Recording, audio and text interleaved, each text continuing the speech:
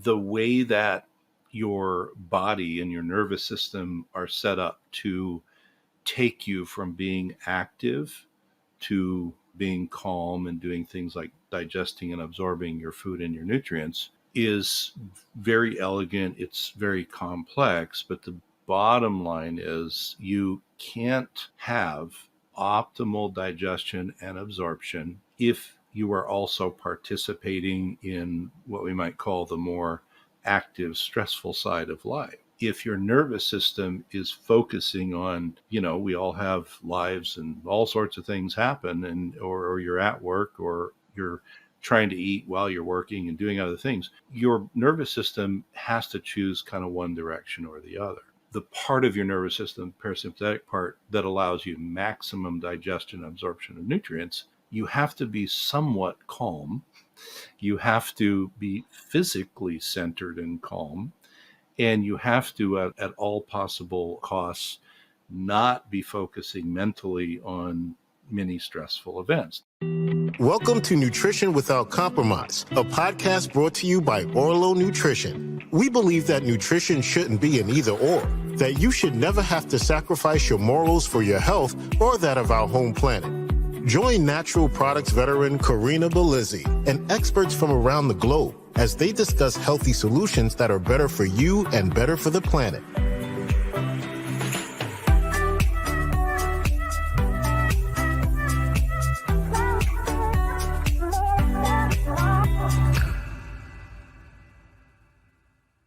Welcome to another interview episode of Nutrition Without Compromise. I'm your host, Corinna Bellizzi. With today's discussion, we're going to explore two sides of the health equation. How can we set ourselves up best for long-term health? And ultimately, when we do confront challenges, whether they're personal challenges with our health or those of our family or close friends, how do we confront them? How do we surmount them? How do we ultimately navigate those murky waters that we might confront at some point, whether it be a broken leg or a long-term illness and even debilitating disease? To engage in this powerful discussion today, I'm honored to be joined again by Dr. Paul Anderson. Dr. Anderson is a recognized educator and clinician in integrative and naturopathic medicine with a focus on complex infectious, chronic, and oncologic illnesses, cancers. In addition to his 3 decades of clinical experience, he served as head of the interventional arm of a U.S. NIH-funded human research trial that used IV vitamin C and other therapies in cancer patients. He founded Advanced Medical Therapies in Seattle, Washington, a clinic that focuses on the care of patients with cancer and other chronic illnesses. He is the author of the Hay House book, Outside the Box Cancer Therapies, which I'm holding up for those of you who are watching on YouTube, as well as a co-author with Jack Canfield in the anthology Success Breakthroughs. He's a frequent speaker and writer for the medical community and has his own podcast, Medicine and Health with Dr. Paul. With that particular podcast, he shares many episodes that are bite-sized, less than 15 minutes, making even the most complex science digestible for you and me. He's even done that with this latest book as well, Cancer, The Journey from Diagnosis to Empowerment, which is the book that we'll dive into a little bit today. As a reminder, before we get started today, this show is offered for educational and entertainment purposes only. Nothing shared today should be construed as medical advice. If you have a specific health concern, connect with your healthcare provider. Perhaps that could even be Dr. Anderson himself. Dr. A, welcome to the show. Thanks for having me. Well, it's lovely to have you back. When we last connected on this podcast, we dove into your expertise in post-infectious illnesses, beyond cancer, and including even COVID.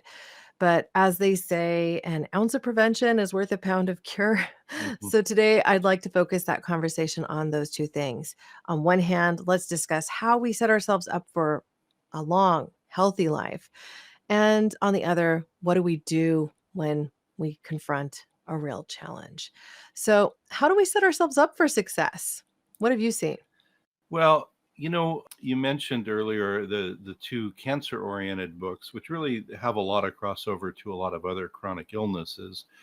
And something that I noticed after somewhere after 20 years of working with patients with cancer and complex chronic illness was I start to look backwards and say, is there anything in common with either people who maybe have a very short trip into the chronic illness world, so they do get sick like other folks, but they seem to come out of it better, or people who need more intervention because they have a higher level illness such as cancer and autoimmune disease, but they seem to do better than other people in their same disease state cohort. And what it turned out is that there were three real basic things that are what I consider the pillars of not only doing well in a chronic illness or debilitating illness, but also you could take this to before you're sick, and that's really the best time to do things. Prevention is better than anything, and these pillars serve you well in the avoidance of disease. So as you mentioned in the intro, disease happens to people. It's this is a natural course of being a human, and sometimes very bad diagnoses happen, but also a lot of people are certainly able to have prevention. So one of the things I thought we could do is we could sort of do bookends around these pillars, and we could start there because it's a great place to start for prevention. And then we could kind of end there in regard to, well, what if I'm dealing with something chronic and long-term or a very disturbing diagnosis like cancer? How do these apply to me then? Thank you so much for that bookend perspective because I think that fits really nicely. One of the things that I loved when I first got your book in the mail, I was like, oh my gosh, Bruce Lipton wrote the foreword. And Bruce Lipton is someone who I followed for a long time.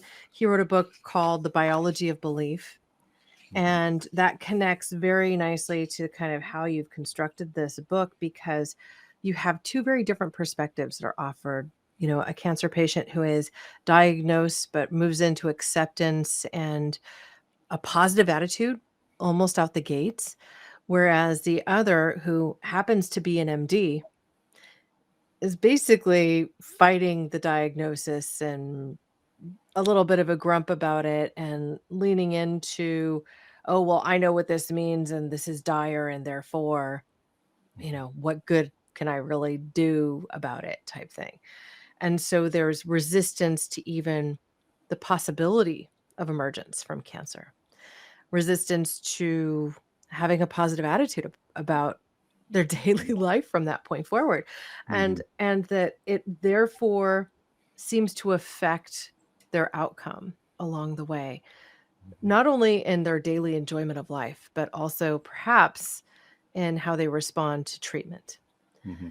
So I think that the bookends you've discussed kind of marry this all together, but I hoped that you'd also be able to share perspective from, your time in practice and even just if there is literature that says, okay, well, the placebo versus nocebo effect really does have some validity to it, and here's what we're finding. Or there's these nutrients that a lot of people are lacking that may lend them down this road where they're more likely to develop some of these diseases or have inflammatory concerns that become then chronic. So I guess that's my further commentary on the discussion. Perfect. Yeah, I'll start with the bookend idea, and we'll kind of develop that. But first off, you had mentioned Dr. Bruce Lipton writing the foreword. That was an extreme gift to me. It was wonderful that he did that, and I think partly it was because our ideas, although kind of coming from different points of view, really meshed well as far as his writing and my writing and our experience. So that was really wonderful. And it leads to one of the portions of these pillars I was going to talk about. But just to frame the bookends, let's start on the most positive side possible. Because, talking about cancer and chronic illness can get a little heavy and Yeah. thick and, all of that. And it's serious business. But most most of us have a time in our life, hopefully, where we're not ill. Mhm. And everybody, I don't know if people have heard this or not, but the way that, illness works, whether it's cancer or immunologic problems or whatever, we all have things come up every day in our body that our immune system actually takes care of, and we never even know it was there. And that's how the immune system is supposed to work. And so prevention is the best medicine if you can do it. Now, if you've already got an illness, we'll talk about that in the other bookend. But on the preventive side, it turns out that these same big three pillars that sort of hold our health up apply whether you're trying to stay out of a disease state and stay as healthy as possible, or they apply even if you're very, very sick to getting the best outcome you possibly can have with your illness, or maybe a recovery, remission, etc. So on the preventive side, the three pillars, kind of the way I look at them applying, and I actually boiled these down not so much for the public, but for medical students when I teach them, because they are so inundated with information that we try and break things into little pieces they can remember. So I literally have a graphic that's got a foundation of three big blocks, and they're called food, muscle, and brain. Hmm. And what that means, of course, they're deceptively small words for very, very big topics. But just to put a kind of a spin on it for the purposes of prevention, food not only includes, of course, the calories and the fuel that we eat, but it includes the cleanliness of the food. Are we getting as clean a food as possible? We do not live in a clean world. There's lots of toxins, etc. Can't avoid them all, but we can minimize them. And food and drink are one of the biggest ways in for poisons into the human body. And if we look just at the effect of our food and the cleanliness or lack of cleanliness of the food that we take in and the liquids we take in, the toxins that we take in or minimize are huge epigenetic triggers. And this is a big thing that Dr. Bruce Lipton talks about in his books. And an epigenetic trigger is we can have good or bad genes, but our epigenetics are what turn them on or off. So, for example, he and I use an example commonly because it's a common example. There are particular very bad cancer genes where maybe you have a 50, 55, maybe even 60% probability of having certain cancers if you have those genes. But the other side of the question is, well, what about the 40 or 45% of people who have the same genes and never get them? That's the effect of epigenetics, what turns things on or off. So one of the reasons I start with that with food, and don't there's many other things with food we can talk about, but the less junk, the less toxicity we bring into our body through eating and drinking, the less epigenetic, I call it sort of banging on our genes, and we don't want to turn the bad genes on. So that's a big thing, the cleanliness of your food. Then there's, of course, the simple aspect of is the caloric amount that we're getting enough to run our body, or is it too much? Then there are things like our macros, and those are sort of individual for people. Some people do better with, more of a protein, fat, carbohydrate balance in one direction or another. But then there's also the timing of our eating. And one of the things that we see in disease prevention, but also in survival of, some unfortunate things like cancer, et cetera, is if we just simply don't eat for a while every day. Nowadays we call it intermittent fasting, but just don't eat for a while. It actually increases people's survival with even some very, very demanding diseases. So it's about the cleanliness. It's about the amount of fuel we're getting. It's about the macros. All of those things go into food, but then also there's our emotional relationship to food as well, which comes up in another one of the pillars. Now, something that patients often ask, and this really fits in, especially on the preventive side, is, well, okay, so let's say I'm doing my very best. I'm eating as clean as I possibly can in this kind of world with lots of toxins. I'm getting good variety of food, etc. Do I really need to supplement the nutrition in my food? The answer is, the short answer is yes. um, but of course, you need less if you're getting more high density nutrition in your foods. But here's what often we don't think about. You can look at, there's data that goes back now, I think 100 years or more, just in the US. And for example, my parents, they're both passed away, but they would be close to 100 years old now. When they were children, if they ate broccoli, let's say, or asparagus or any other food, the amount of nutrients that that food would have for the same serving size as what I would eat today is very different. And it's not going in the better direction. Mm-hmm. The nutrients were higher back then. But what's the other side of it? The amount of toxic chemicals was minuscule. So, in human evolution over time takes a long time. The last 100 years, we've seen the additions of tens and tens of thousands of toxins, many of them in our food and water supply. So that's really an important thing as well. So that means I can look like I'm eating really well, and maybe I'm doing the best I can, but the micronutrients that I need probably need to be supplemented in some way or another. And that could be vitamins, minerals, fatty acids, amino acids, things like that. So that's a big thing. Food means, all of those things, including the cleanliness and when we don't eat. The middle one I always think of, I call it muscle, but what it really is the balance in our physical activity between muscle activity and fat activity. And in maintaining health or prevention, it works the same way as it does in recovery from disease. It turns out, and there's even literally just 2 months ago publications expanding on this science of muscle activity.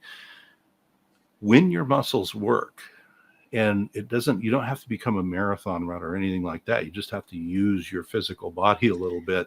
You could be gardening. It could be a You walk. could be gardening. You could walk around your house, or, we have people who are recovering from surgery and, an extra trip to the kitchen for them is their first step, Mm-hmm. So it's whatever you can do. But when your muscles work, they actually send chemical signals out to your body to repair things. Even your muscle activity can repair neurological So this damage. is the whole concept of your muscles as an organ themselves, Right. right? And they're a big metabolic organ, but their metabolism is in the direction of healing, Mm-hmm. which is the real cool thing.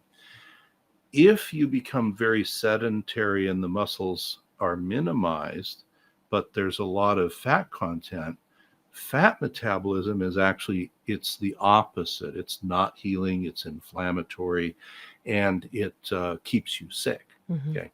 So imagine on the preventive end, simply moving your body, like you could garden, you could walk around your house one more time every day.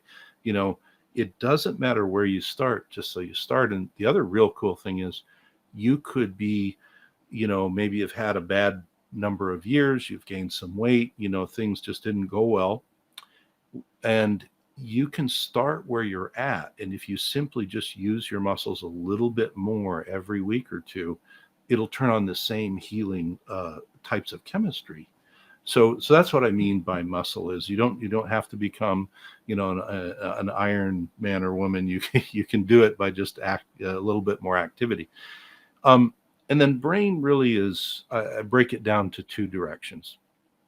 One is a lot of what the latest book is about, which is the internal dialogue of, what am I saying to myself about how I feel in the world and how I'm interacting. We all have stress. How am I interacting with that?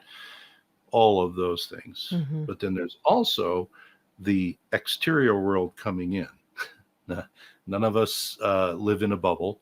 And there's nowadays, of course, many, many ways for messages to come in to our mind and our body and our heart and all that may be good and healing, or may be very, very unhealthy.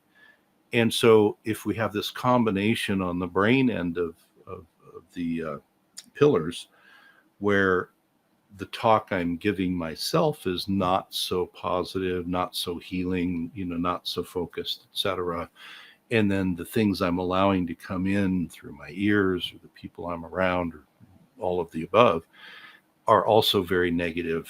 We can actually work our body into an unempowered state, which actually is associated with more illness. And even if you get medical attention, worse response to medical attention. So those things are universal in my experience. It can keep you from being sick. It can keep you from getting sick sooner than you need to, but also, other end of the spectrum, even with cancer patients, if those things are attended to, what we tend to see is all their therapies work better. They get more mileage out of their therapies, what it natural or standard of care or some mixture, whatever. And their quality of life is certainly better. And also, there's research that shows that even things like pain management work better when you're empowered, right? So many things can be very positive with those, whether we're avoiding illness, being healthy and preventive, or whether we have something that's maybe not going to go away, but we want to live the best life we can with it. So I think those three areas, and of course you could go deeper into many things in those areas, but I think those three areas are really, that's the place I have people start to focus. I'd really like to dive in a little bit more into this whole concept of food and drink because you said something early in that discussion that really stuck out to me. You said that it was the primary way in which poisons make their ways into our body. Mhm. And so while you did share, I think, real clear understanding of how something like broccoli or spinach or whatever it is that we're consuming would have a different nutrient profile than it once did, and also said like, hey, we have more toxins in our environment. We also are consuming foods at an increasing rapidity that our grandparents or our parents really didn't eat, Mhm. so what do you Mhm. consider the poisons that we consume when you use that term? So I think that when we think about, and I I actually prefer to use the word poison because people understand that word. Toxins are included in poisons, but toxins can be something that we think is out there somewhere. Mhm. And so you think of, well, I don't live next to a coal smelting, operation, or, I don't, I don't walk around in town with lots of car exhaust or whatever. Certainly, those are ways to get toxic.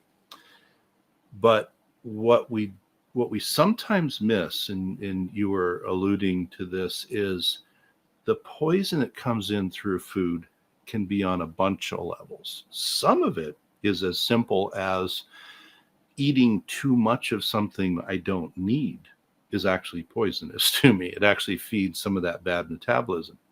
But then the next level is literal toxic ingestion on the food. And as I mentioned, there are tens and tens and tens of thousands of chemicals that didn't exist 75 to 100 years ago.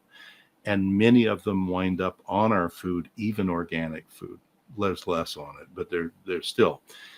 Um, and that's because they're either applied to the foods as part of the propagation of the food, or they're in the air.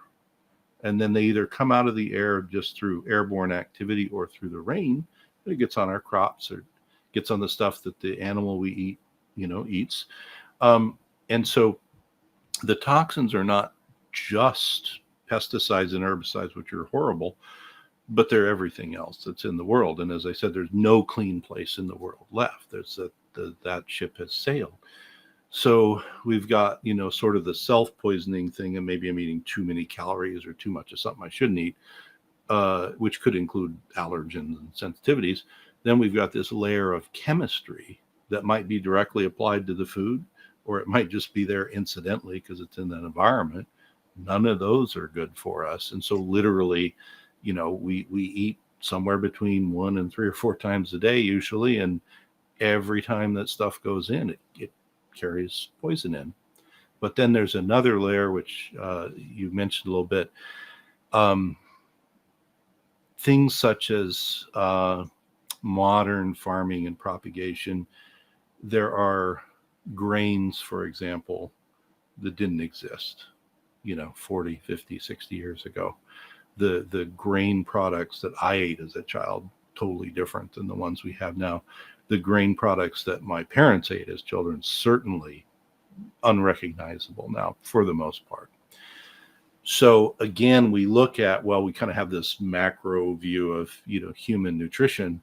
It's like, well, okay, humans have always eaten, say corn or rice or wheat-based products or other grains.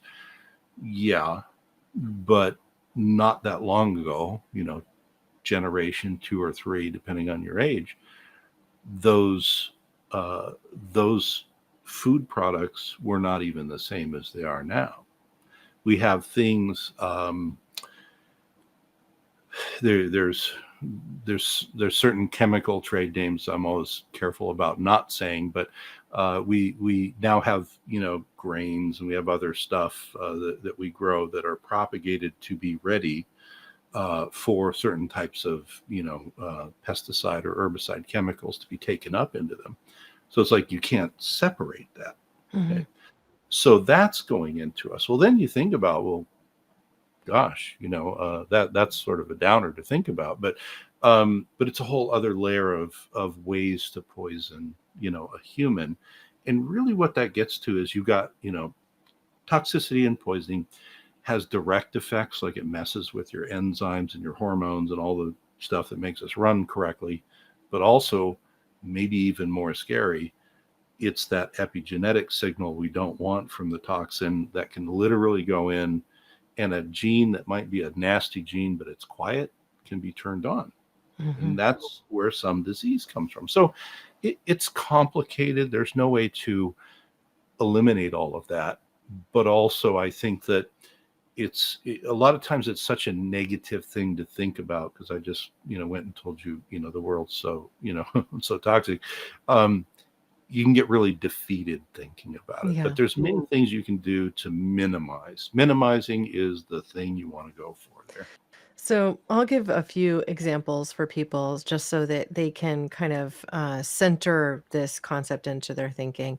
You go to a grocery store and you look at apples. The conventional apples looks really bright and shiny, very shiny, right? Mm-hmm. And part of the reason they look so shiny is because they're actually coated in wax so that they look as bright and shiny as they do. That could gunk up your system. Shouldn't really be eaten. Don't need it, right? May be inert, but may also not be great for you. May also combine with the pesticides that are sprayed on it and make it harder to wash off, right? Whereas if you look at the organic apples, they don't tend to be that same kind of glassy finish for the most part. There are certain cultivars that tend to have that really glassy finish, but most of them don't. They look a little bit more like a Gala or a Braeburn, a little bit matte. Maybe some luster to them, but not the same as the conventional stuff. So it's easy to choose that food and go to organic and have a little bit safer of an understanding that you're not going to get all this chemical soup that your body doesn't need. And to help people understand on the wheat issue, because so much of wheat is contaminated with some of these they're ultimately pesticides that also make it easier to harvest. So those two things go together to make wheat farmers really want to use glyphosate. But ultimately, if you take somebody who's sensitive to wheat here, and they may not be gluten sensitive, it may just be the chemicals that are there, because that person travels to Italy and finds suddenly, I have no issue eating pasta. I don't have any of the negative response to this food here. Well, it's grown differently there. The wheat is grown differently there. And so they don't get the same kind of infiltration of the chemicals into their food supply that they're actually sensitive to. So, whoever's brainchild this was to breed crops that have an inborn chemical in them that kills insects, or that isn't, why did we take this thinking? And also, why did we enter the world of fat soluble chemicals like this, or water soluble chemicals like this, because it gets into the water table and then it's just there. So yes, we live in some ways in a toxic world, but we can do things to limit. Choosing organic where you can help, but paying attention to what you're sensitive to also helps, because if you're sensitive like me to broccoli, I eat broccoli and I have an inflammatory state occur. I can limit that by choosing not to consume products that contain broccoli, even in broth form, and I'll be healthier. I won't have kind of these Mhm. negative responses. Mhm. So that's where the personalized nutrition comes in, right? You have to listen to your Very body. much. Yeah. Yeah. Yeah, and that's kind of what I was getting to with sort of the top layer is just your own personal poisons, if you will, because you can have people that have inflammatory responses to anything. Hmm. Even if it might be great for you, it's not good for that person. Mine And are broccoli and quinoa, two you things that know, all the health right, nuts go to, you're, right? Like, it's supposed to be good for you, right? it's Yeah, supposed to be. mine are coconut and avocado, the two favorites of everyone right now. But Everyone in the fat world loves they, those two things. they will, Oh, yeah, one of them actually will kill me. oh, no. So, so, Don't so tell us which. Leave it a we mystery. yeah, we have to be careful, with those sort of things. And so there's two connections I think that kind of came up from our other bookend we were talking about, um, just as you were talking. One is certainly this level of personalized, both good nutrition, but also just foods we should avoid. And one of the connections there is that, remember, I was saying, so muscle activity generally anti-inflammatory and healing. Fat metabolism is very pro-inflammatory and anti-healing. Well, it turns out that a lot of these foods that you have sensitivities to trigger the same inflammatory chemistry that the fat side has, which are not in line with healing. So, huge thing there. And then the other thing kind of goes back to supplementation. And, I mentioned, we're just not getting the nutrients, even though we eat the same amount of calories of a food. But in addition to just replacing nutrients that are missing, one of the other things that's missed a lot of times, and a lot of doctors miss this too, just because it just doesn't seem like it should be this way, is your body is made to detoxify and get rid of a lot of junk. Now, it can't keep up with what's going on in our world right now, but it's still made to get rid of a lot of stuff. But guess what those processes run on? They run on micronutrients and a number of things.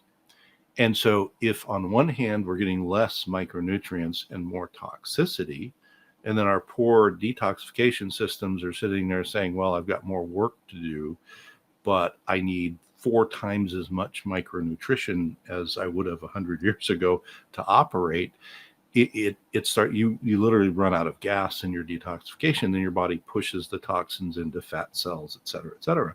So another reason why supplementing is more than just the sort of the nutrition gap that we have in modern agriculture, et cetera, is our detoxification systems and many other systems in our body have to operate using more fuel than they would have 50 or 100 years ago. And so a lot of times, whether it's supplementing clean fatty acids or aminos or micronutrients of the mineral and vitamin kind, those are used faster in folks. And that's something that, we look the same as we did 100 years ago, but our body's demands are a lot higher. So I think that's another really important thing to So remember. that could also be part of why we burn through B vitamins really quickly, right? Like when we impact Yes, stress, these fat yes, we soluble do. vitamins are, we're living in pretty stressful times. Our alarms go off on our phones. We're getting disrupted all the time, traffic, whatever, and people balancing their lives between typically both partners working, raising children, confronting illnesses with aging parents, and you just start throwing all of these things into one. The stresses we confront are a lot. And so those water Mhm, soluble vitamins we burn through really quickly.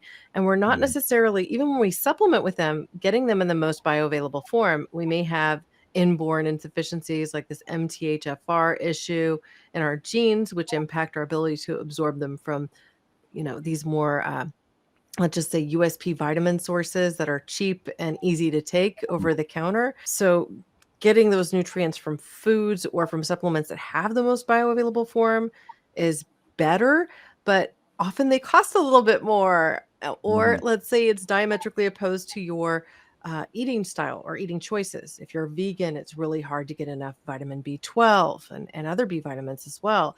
If mhm, you're vegan, it's also hard to get enough omega 3 because you're consuming no fish. And so you can go to something like Orlo's algae in our bioavailable form, that Mhm. polar lipid form, for up to 3 times better absorption, even than fish oil.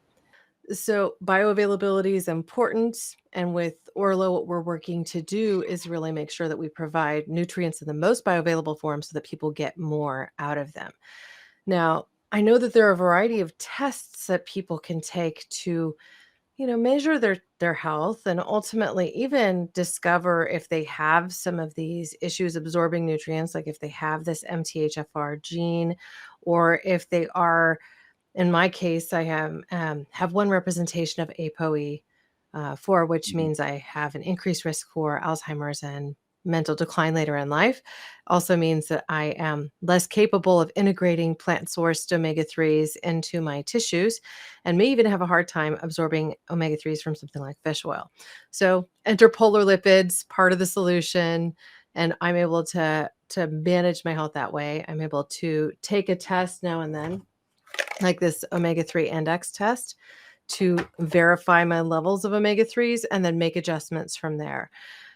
Is that something that you often do in your practice, and even with patients that you're seeing through cancer diagnosis? Are you integrating those sorts of things? And is this something you tend to recommend people do, whether or not, they're actively working with a physician in these ways? Yeah, I think so testing is a really good next step in the discussion. So the first thing is that testing availability now compared to 10 years ago and certainly 20 or 30 years ago is light years different. There are still test platforms that are not the greatest in coming up with the right answer for particular nutrients, et cetera. But when it comes to things such as lipids, so the fat things, the omega, whether it's omega check or omega balance or those sort of things that you can do, we do use those a lot with people. Reason being that, as you mentioned, there's a lot of variation in our natural ability to absorb from the food and the supplements we get. And it's really nice to see what's my body doing with those once it actually puts them in the cell membranes, et cetera. So you can use it, and I think this is what you were getting to, is you can use it as a benchmark and then say, okay, what do I need to do to optimize that if it's Mhm. not optimal? Um, in in preventive situations, so let's say we don't have a big illness going on, the first thing I'll usually do with people is have them, take a look at what's going into their body first. So if we can optimize, their not only their caloric intake and their macros and all that, but the cleanliness and get high quality, high density nutrition in someone who's not otherwise ill, we might do that for 3 or 4 months and just see kind of where the changes are before we test anything, unless they really need to see how bad things are. Okay, which sometimes you do. Um, the other level, though, that we use a lot now, and this is something you'd mentioned in my bio, some cancer research I did, was also in concurrent with that research, but not about cancer. In chronic illness, I did some research on methylation defects and the Mhm. effects in the chronic illness population. And that was really at the very beginning of the nutrigenomic sort of testing that we have nowadays. It was very rudimentary back then. What we found, just short answer, methyl cycle defects are much more highly represented in chronically ill people, like a lot of other defects are. The nice thing with those is most of them can be worked with in a way where you nutritionally can take in things that sort of go around the defect, and then it's really a non-issue. So another thing we do beyond just looking at the nutrition and maybe testing levels, et cetera, is in people maybe with big family histories of trouble or early onset of disease, we'll look at a nutrigenomic profile that will really look at things. So the famous one is MTHFR and methylation, but there's Mhm. many other related things. And now, thankfully, with computers and interpretation software, you don't have to be a biochemist to figure out what it all means, which is our problem originally. I'm a recovering biochemistry and pharmacology teacher, so that's why I got involved in that back before we had the computer software. Recovering. I remember, that. I'm trying to get over it, but so I could look at it and say, oh, well, these code for these enzymes, and we know what nutrients need to go there. And so things that we saw even way back then in the early research were, as soon as we treated people with the nutrients that were the best for their body, they would get over a lot of the sort of the inertia holding them back from healing. So the nutrigenomic things can be very useful also. So there's your general nutrition, there's the nutrigenomics, and then there's what we had talked about earlier, beyond toxicities, there's just, these foods just aren't good for me as a person, maybe a big time allergy, which you usually know about, or maybe just a sensitivity. And sometimes we know, you can narrow it down to, gee, when I eat broccoli or I eat whatever, I get very ill. And sometimes we need to test those things because maybe our body's just so confused. So those are the levels of testing, usually on the nutritional end of things, that I like to do, depending on kind of where the person is. Like I say, if they're already sick, or if they got big family histories of a lot of stuff, earlier is better to look into those things. Certainly, like in your case now, and see, this is something, we wouldn't have been able to test not that long ago.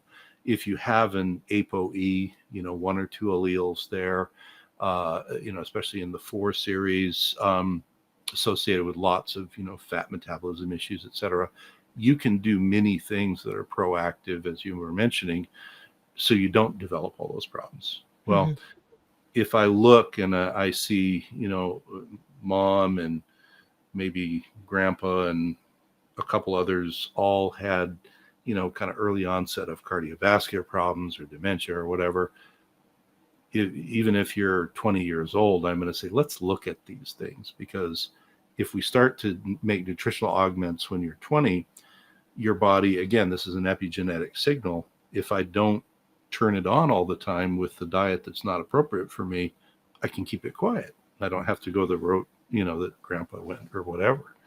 And so those things are very, very useful and helpful. And I really do see, and again, it wasn't always available in the forms they are, the omega balance testing, of which comes in different names and flavors. I really think those are quite important, because the omega balance in our cells is predicate for so many other really good things that can go on if it's working correctly. Well, and I'll share with our audience at this time too that we have some good news for anybody interested in testing your levels. Orlo Nutrition is actually providing a test with new subscribers to our Tested by You program.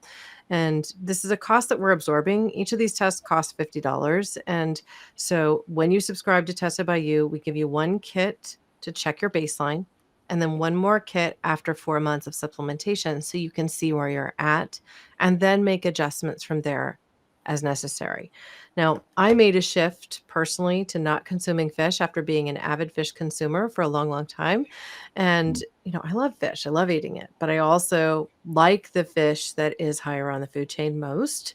And I don't necessarily want to get all the added toxins into my system if I can help it. I'm now in my mid 40s, and I also understand that things like mercury can be degenerative to your brain. And so, I know I'm ApoE4 now, so what do I do? Right. Right. So I Right. have made the choice to just shift my consumption from the sea to the algae that we produce with Orlo. And so after 4 months of being on this new plan where I'm taking just 2 soft gels of our omega-3 every day, I tested myself without consuming fish. And so it was a new baseline for me, because I went from consuming fish a lot and supplementing to only having this. Ideal is 8% or better. I tested at 6.37, rounded up 6.4, still not ideal or perfect. So I therefore increased my dosage to 3 soft gels a day. And I'm going to check again after 4 months. And so I can walk this path to becoming more plant-based than I was before, mindful yet of consuming my omega-3s, understanding I'm not getting enough from plant sources. And I also have this ApoE4 piece to contend with. Mm-hmm. So my hope is that at the end of this 4 months, I'll come back and say I'm over that 8% threshold. I plan to share the results on this podcast, and you guys can be with me on that journey too. We've seen preliminary results from some of our audience. We have them as anonymized data, so we never see what their names are or anything like that. But we'll be able to see too the before and after, and then report on that as well. So it's exciting. And $100 worth of tests with a subscription that's less than $1 a day. You're still getting a savings of 15%. And if you use the code NWC5, you'll even get a bonus additional 5 discount to get a full 20 off on your first order. So I'll provide that as well at the close of the show. Thank you so much. So let's go ahead and think a little bit more deeply now about, what we can do from this muscle to brain perspective, because we've talked a little bit about the brain and about the attitude and having more of a positive take on what your regimen might do for you, or Mm-hmm. even just how that can affect things like nutrient absorption. I know there's some science to say that people, if they eat stressed, don't get the same nutrition out of their food. So pausing and enjoying the Mm-hmm. food and doing so can actually mean you get more out of it. What is your take on that? Yeah, and I think although, to make things sound pretty and be reductionistic, it's like there's these three pillars, but everything affects everything else.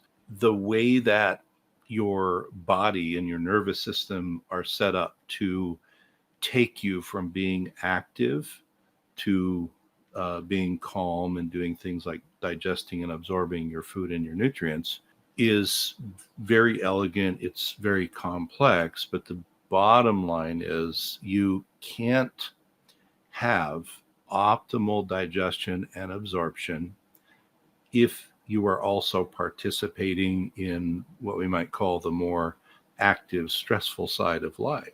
Hmm. So if your nervous system is focusing on, we all have lives and all sorts of things happen, and or you're at work, or you're trying to eat while you're working and doing other things, your nervous system has to choose kind of one direction or the other. So the the part of your nervous system, parasympathetic part, that allows you maximum digestion and absorption of nutrients, you have to be somewhat calm. You have to be physically centered and calm, and you have to, at all possible costs, not be focusing mentally on many stressful events. Now, there's times when this is impossible, but what you need to remember is that it's always the total sum at the end of the day. It's not, am I perfect every time? The more I can be centered, not moving around, not driving while I'm eating, not talking and having, difficult conversations or arguments while I'm eating, the more centered I am, the more I'm just thinking about enjoying being with who I'm eating with and my food and everything, the better my nervous system can turn all the wonderful digestive processes on. So that's another thing where it's sort of like, we look at, okay, I ate this amount of food, but if I ate this amount of food today and I was super stressed and doing all sorts of stuff that weren't good for my parasympathetic activity, and then tomorrow I ate the same stuff, but my parasympathetic activity is fully active, I'm going to get totally different amounts of nutrients out of the same food. So, and again, that kind of goes back to that. It's that, food's important, but also what we're doing here, with our brain and our mind body, very, very important as a connection. Yeah. Yeah, I mean, I'd often thought about the fact that we have all this research on the French paradox. And I've lived in France. I did archaeology digs there, and I spent a good chunk of my 20s in France. And what I saw was that the culture was so different that the stress that people deal with in the day to day is quite less. And Mm-hmm. it's very common to still take 2-hour lunches. And so this is a Mm-hmm. big break in the middle of your day. Over a 2-hour lunch, you can take your time. You Mm-hmm. can order the food that you want, you can have a good conversation, you can take a walk after you've eaten, and then you can get back into your day. But we've so moved away from that type of a lifestyle here in the United States that it's no wonder to me that we would also both get less from our food, less nutrition from the food we eat, perhaps remain more hungry, therefore, because we're not getting the same nutrition. Therefore, we eat more even when we consume the same foods. And we tend to go to things that are edible on the go because we don't have the 2 hours in the middle of the day to spend in preparation and Mhm. digestion of that food. So, yes, they eat more vitamin K2 with their brie cheese, and yes, they consume more polyphenols perhaps with their red wine, but those are parts of an equation that are actually quite different. And what we see is that with shifts in the culture in France, in big cities, that they're getting closer to our heart disease levels too.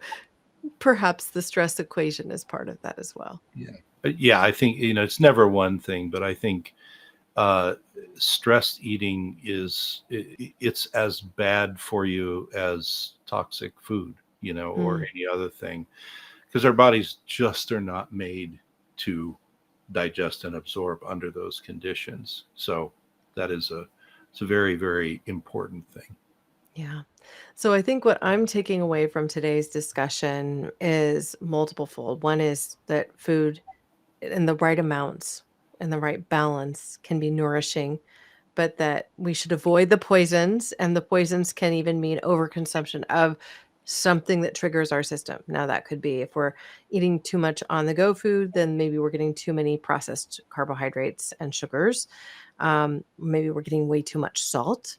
I find that I'm sensitive to salt. I don't like a lot of it. And then a few weeks ago, I had mussels for dinner that were very salty. And the next day, I woke up and my feet hurt. And my feet hurt really bad. And then I look up some research. I'm like, oh, I perhaps have like the underpinnings of gout here.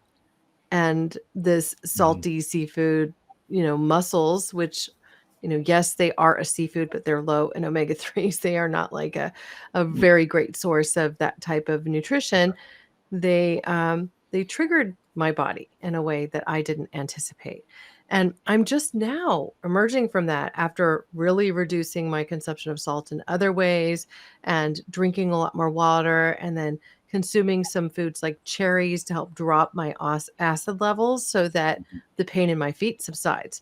But it was astounding how quickly that came up. Yeah.